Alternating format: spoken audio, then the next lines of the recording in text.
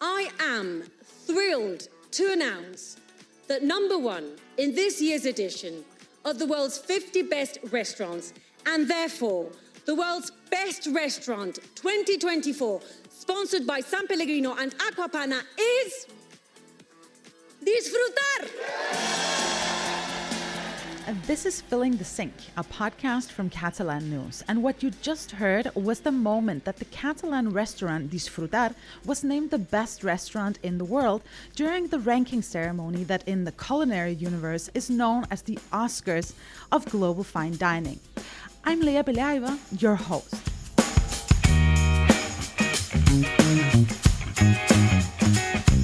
Last week, the internationally renowned ranking, the world's 50 best restaurants, held its 22nd edition in Las Vegas.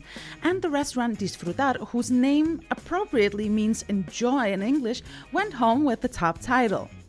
With this, Catalan haute cuisine added another star to its culinary sky, joining the likes of el Bulli, el Celler de Can Roca, and many, many more. On today's podcast, we will visit the restaurant and learn more about its origins. Joining me for the second time this week is Gerard Escaich Folch. Welcome back, Gerard. Thank you, Lea. It's always a pleasure to be here. Indeed it is. So, Disfrutar is located on Carrer de Villarroel in the heart of Barcelona's Eixample district. And it became the best restaurant in the world. What a title!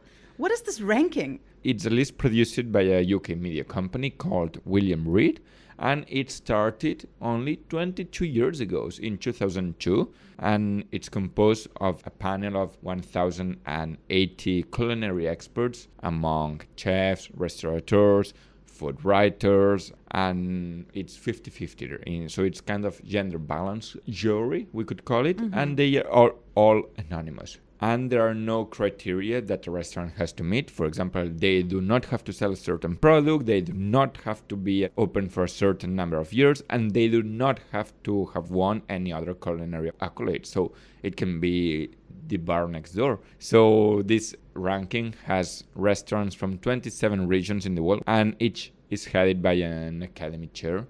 And for example, this year, as you mentioned, the ceremony took place in Las Vegas, but in other occasions, it had happened in other cities around the world. Okay, and how does this panel of experts that you mentioned before find this winner? Because I am not in any sort of way a culinary expert, but I assume that taste, it's kind of subjective, really. Yeah, exactly. There's no list for the jury to follow across their tastings, but there are very strict voting rules. For example, they can only vote maximum 10 restaurants per year, and members must have eaten in the restaurant they nominate at least once in the last 18 months, so 1 year and a half before they can vote. And in addition to that, you actually also have to document that you have been there, so you have to show physical receipts. Exactly, and in fact, members cannot be affiliated with the restaurants they nominate, and the top number one of the ranking, they qualify for the best of the best, which means they become gods of the worldwide cuisine.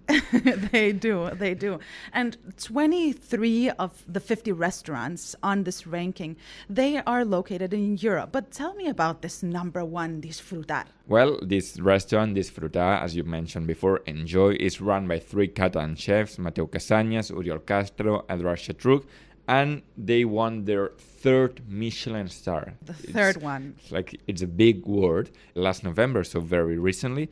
And in the past, they had ranked in 2nd position in the best restaurants world ranking in last year, and 3rd in the 2022 edition. So they just been steadily climbing towards the top since they opened in 2014, only 10 years ago. Okay, only 10 years ago, and it's been a huge success. But what does the restaurant look like? What type of style is it? Well, it's a Mediterranean style, first of all, and it's very hidden on the streets. You can walk past it and you cannot realize that you just walked in front of the best restaurant in the world.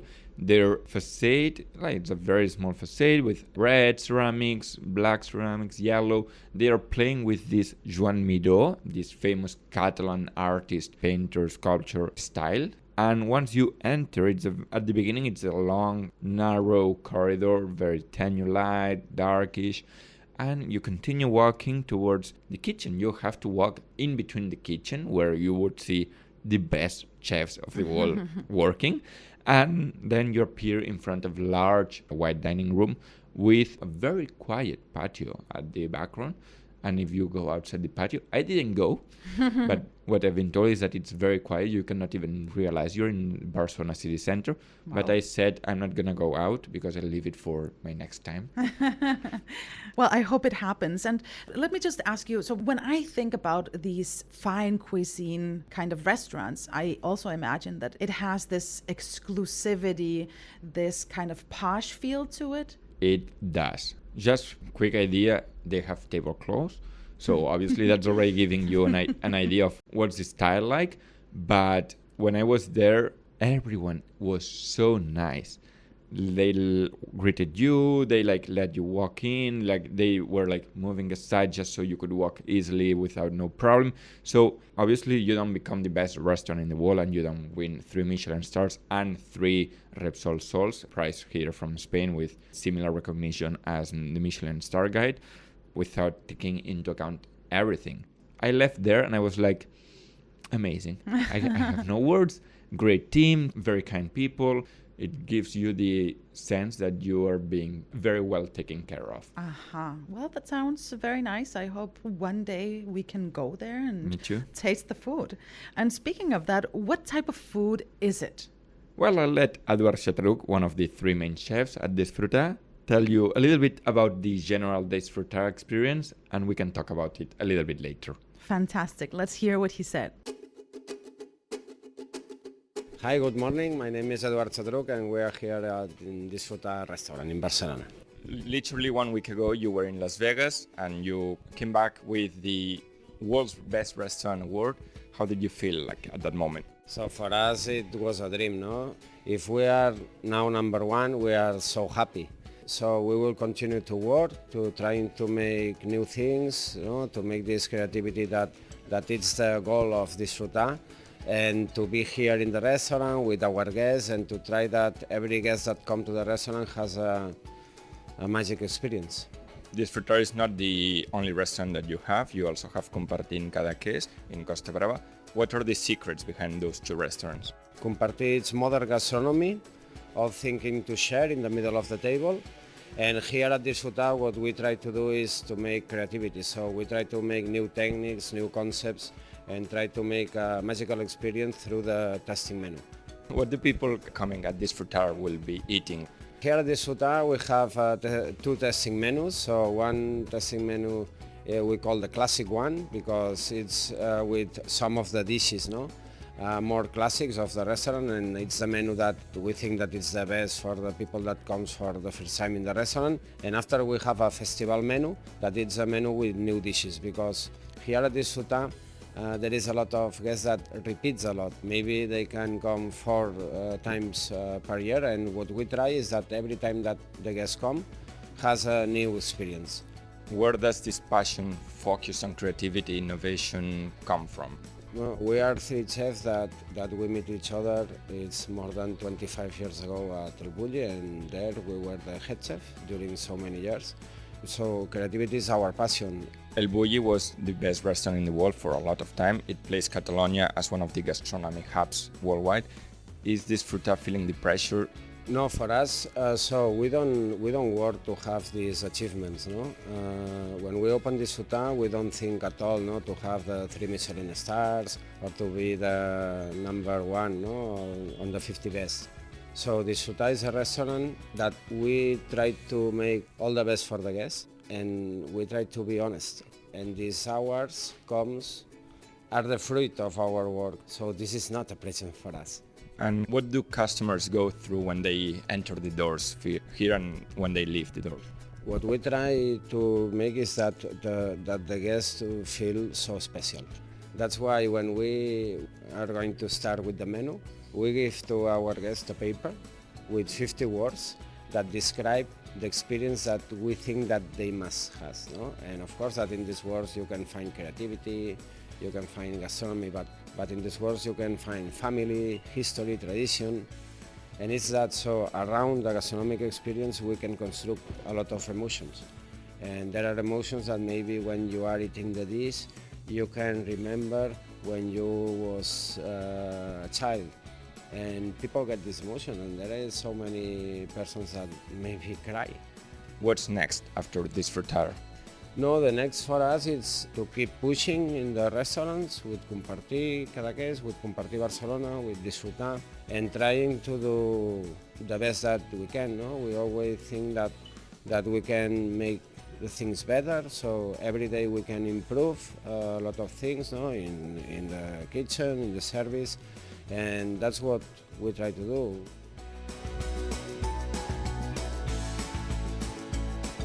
Thanks to Eduard Xatruch for speaking with us. So this super trio of chefs, Mateu Casañas, Oriol Castro, and then Eduard Xatruch, they also have another couple of restaurants called Compartir, which would translate to share in English, is, as Eduard Xatruch already mentioned, a different style to Disfrutar. For example, Compartir, their first restaurant, not Disfrutar, Disfrutar is their second one.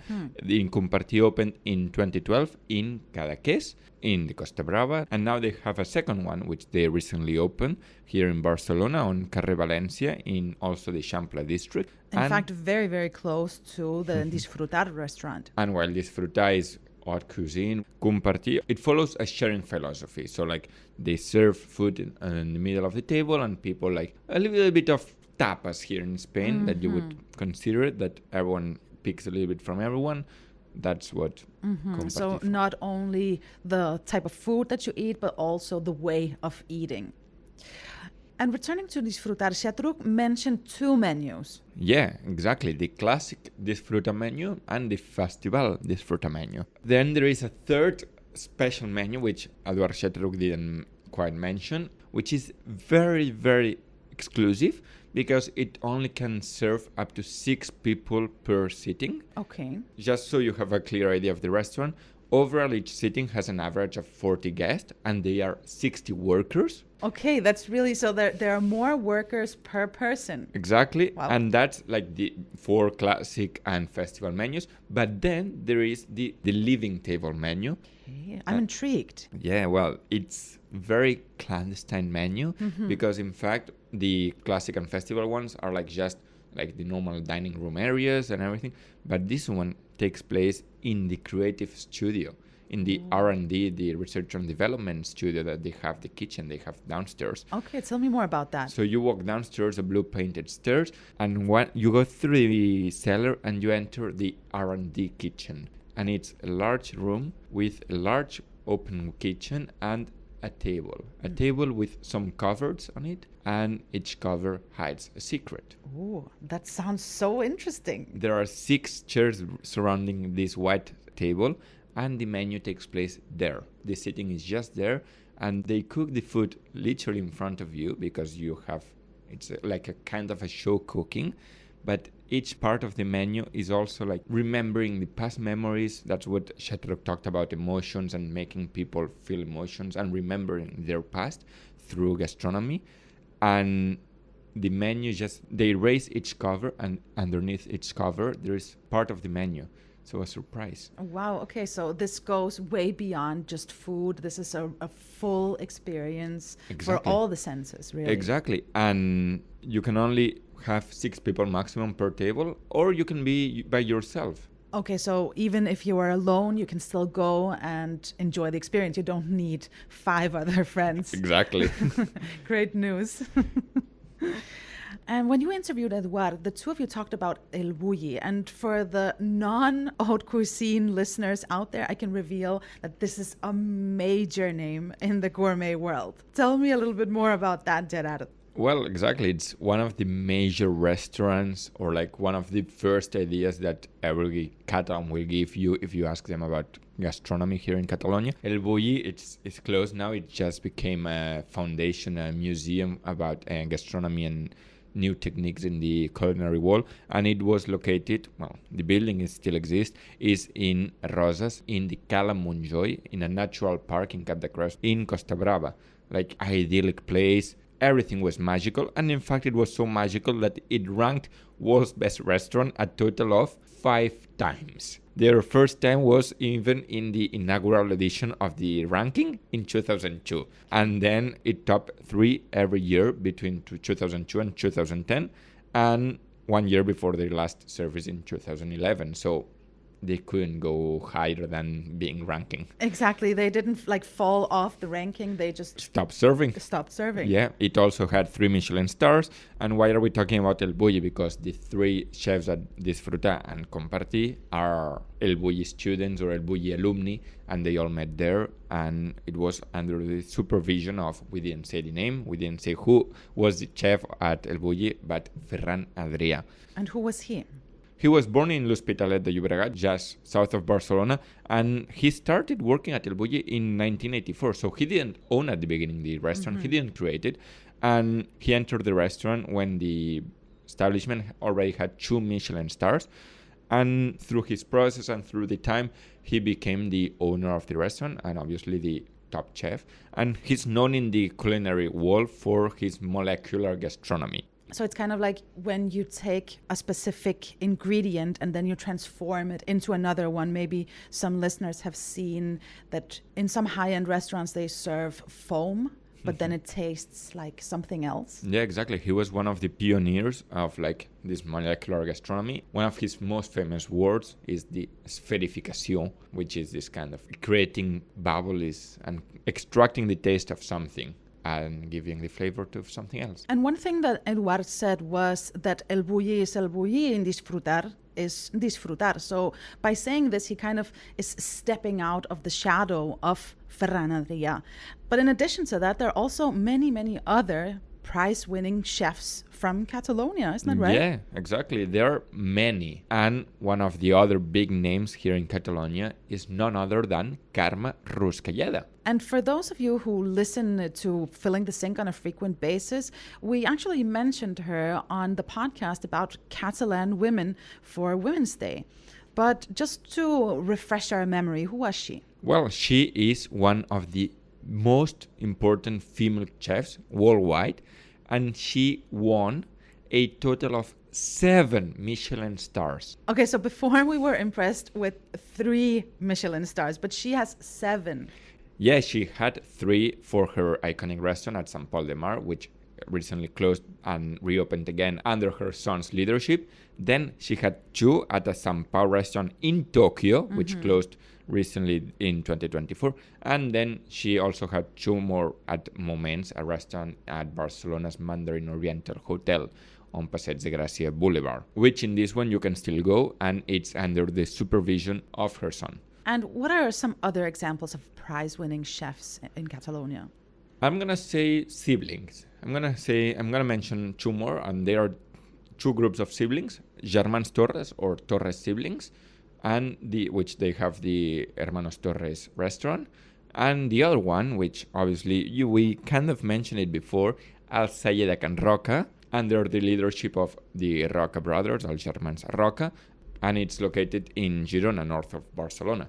We actually also did a podcast on high cuisine in Catalonia at the end of last year, because Catalonia is actually the place in Spain with the most Michelin stars, a total of 70. I mean, the 70. numbers 70. just keep going up. And in fact, it's going up, but Barcelona ranks 14th globally for Michelin density, according to the international food magazine Chef's Pencil. So please make sure to check out the podcast if you want to know more about where to eat and what's in vogue in the haute cuisine gastronomy world. And now, Gerard, I have the $1 million question.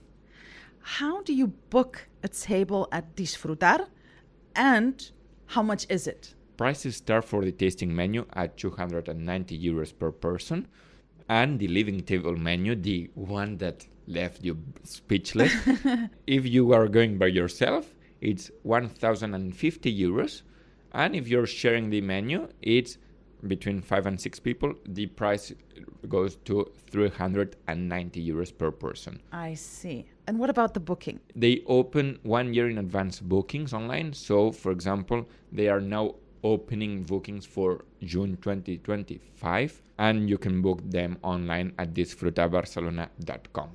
Okay, so that means that you have a full year to save up the money to go have this culinary experience. Yeah. And now it's time for the Catalan phrase of the week.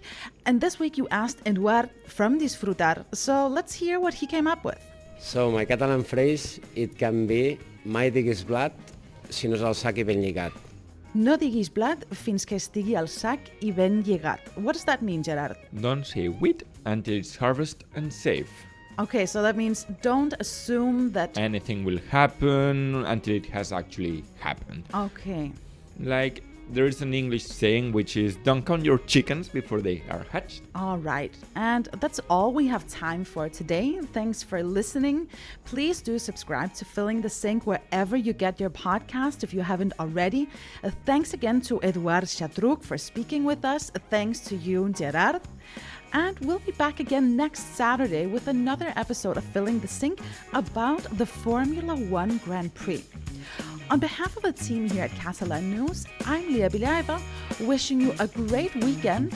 Fins aviat. Adeu.